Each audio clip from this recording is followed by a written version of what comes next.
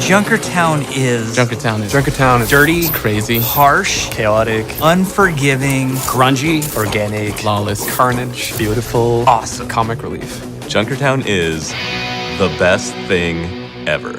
3 words.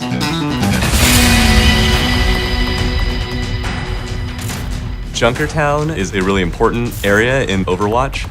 After the Omnic crisis, the Australian government was trying to make peace with the Omnic populations in Australia, and so they allow them to sort of have the land around the Australian Omnium.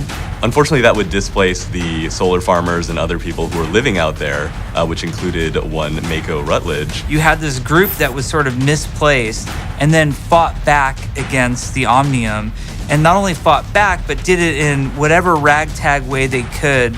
That ultimately resulted in the detonation of the Omnium. And what they've done is they've built on top of the wreckage, and what we're seeing now is that town. Nowadays, Junkertown is run by a lady called the Queen. She has a really interesting backstory. There is a place called the Scrapyard where they watch gladiatorial combat of people driving mechs, people fighting each other, people fighting Omnics, and that is where the Queen came from. She was a really charismatic and skilled fighter. The Queen is the boss, and all of the Junkers have to be very cautious about what they do in terms of the Queen.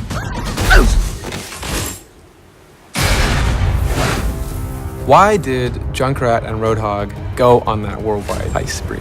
There's 2 things that solve every problem: money and explosives. They wanted to try and buy their way into the Queen's good graces.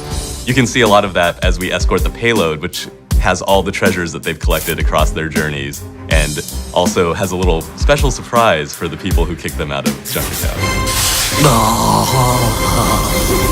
Once we saw Junkertown and we knew Junkrat and Roadhog as characters, we knew that we had to relay that in the sounds.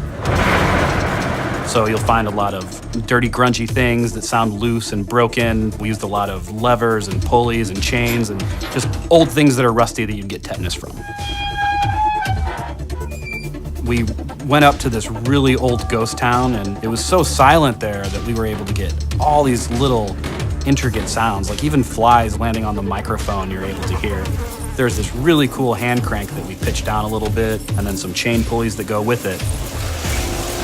And that's the main basis of the payload that you'll hear as it moves through the streets.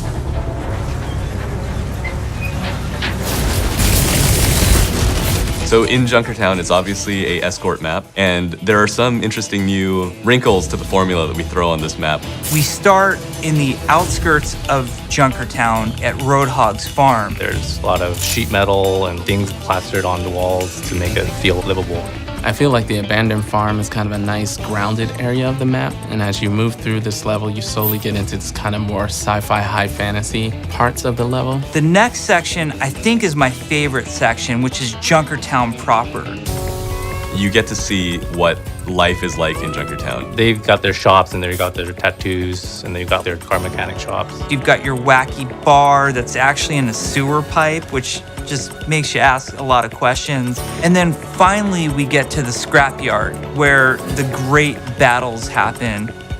Powerful champions have come through the ranks and have seized power and fame and glory in Junkertown. And it's going to create a lot of interesting scenarios. You've got the turbine, which is the big fan that's spinning above. And so players can stand on this thing while it rotates. You can put turrets on top of it.